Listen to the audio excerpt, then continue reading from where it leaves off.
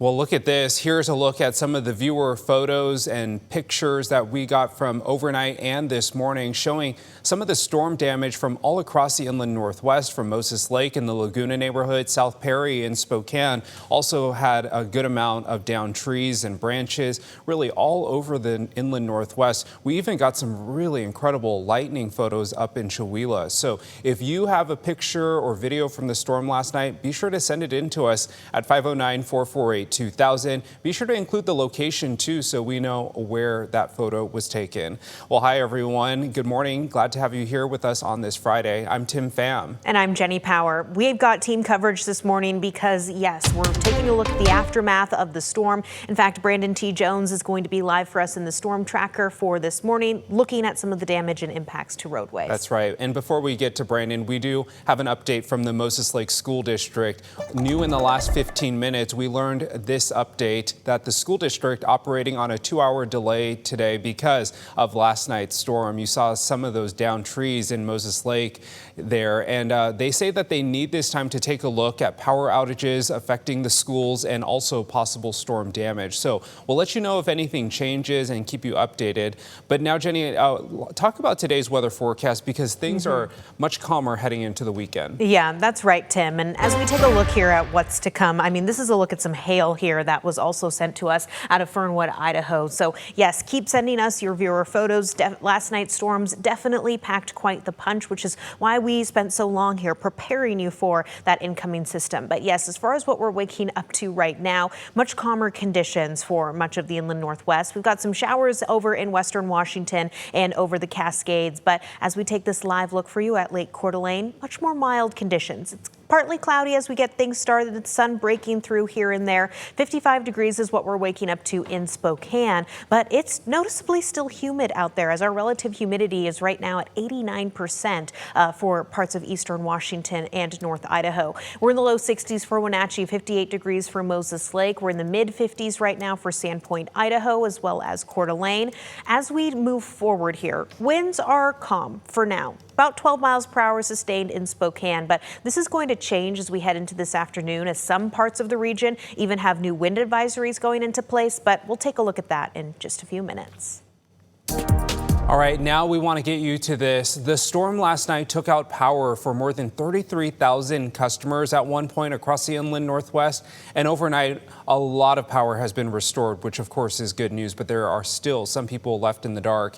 Let's take a look at the current numbers here. We just pulled these numbers for you. So Avista Power, the map you're seeing right now, still reporting close to 4,000 customers without power. You could see the outages scattered all across both eastern Washington and North Idaho. Now let's switch on over to Inland Power, where they are reporting more than 1,200 customers still without power. And you can see some in Moses Lake and parts of northeast the Spokane County area and down towards the Palouse still without power. Northern Lights, meantime, still a ton of outages in the Idaho Panhandle. You can see a lot of it near the Washington state line up near Newport. You can see at this hour in total, there's actually close to 10,000 customers still without power.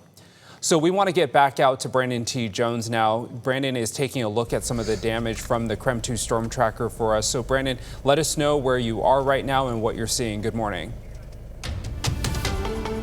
Well, good morning, Tim. Well, this is now our third time speaking with you in this morning, and we've made every single stop on the South Hill. We're back in the storm tracker. I want to go ahead and flip it around for you. We've seen some cars trapped in because of tree branches. What we're seeing right here in this particular section of the hill is just a lot of downed branches. Nothing extreme by any means, but definitely seeing some of that debris littered around the area up here on the hill. Right now we're on Garfield, turning on Plateau Road, and then you can see again another big kind of branch blocking a portion of the street. Let's see if I can flip it off to the right, give you another little look right there as well. But yeah, this is kind of the extent of some of the damage that we've been seeing in this particular portion. Again, last time we were speaking with you, we were at our photojournalist's house, and he had a huge tree in front of his home that came down. Thankfully avoided any damage on the actual home, but I'll flip it right back in front of us again. We're not seeing too much. Other areas just seemed like they were pretty much spared, so that's always kind of the fascinating aspect from a storm such as this one, whether maybe one house gets a brunt of the damage, and then down the street, pretty much all in the clear, and a few leaves or pine needles out on the road. So again, we'll continue to kind of make our way here throughout the region and get a closer look at any of the damage that's been out there in the inland Northwest. Again, if you have any damage you want us to come check out, please feel free to reach out to us. I'll flip it around one more time, show you a little bit more debris blocking roadways up here on the hill. But yeah, this is kind of just what folks are dealing with this morning. For now though, we'll go ahead and toss it back to you in the studio.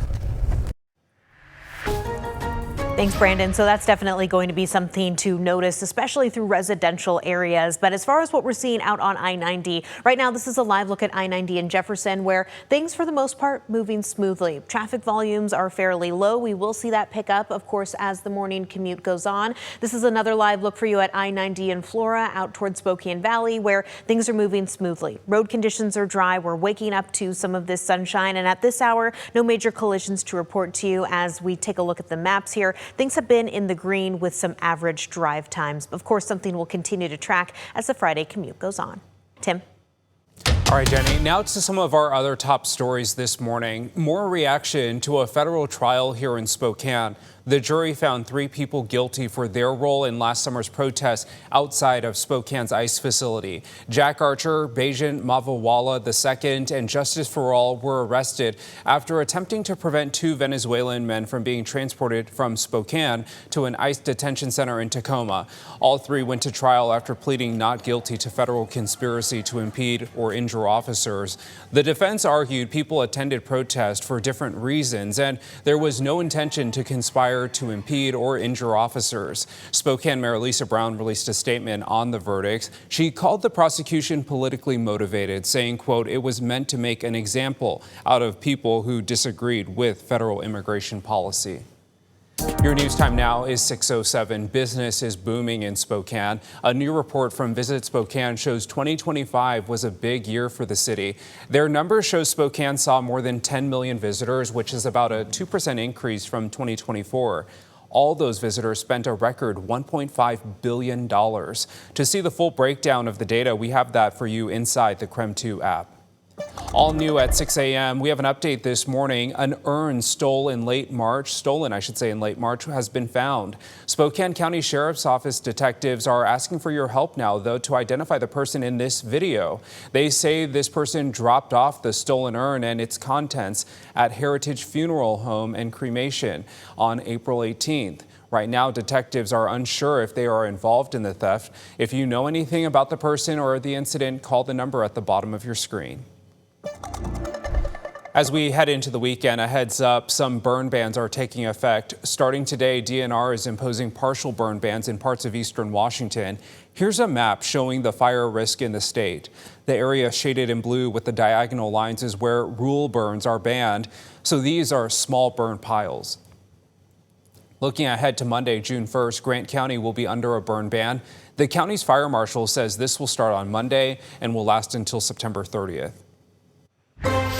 And taking a look at your forecast here and your day planner, today is going to be much quieter and also cooler. For Spokane, we're looking at some partly sunny skies through this afternoon, partly cloudy by this evening. Daytime highs going to be warm, but much cooler compared to where we were at yesterday, just reaching the mid-70s this afternoon. Upper 60s for Chelan and Wenatchee, low 60s for Ellensburg. So a big drop here, especially after Spokane did see 88 degrees as our daytime high yesterday. Winds are going to be a bit breezy as we move into this afternoon. So if you do have any outdoor plans, make sure you are aware of that. And as we take a look at your weekend, mostly cloudy here, so a little bit grayer with daytime highs just reaching the mid-60s.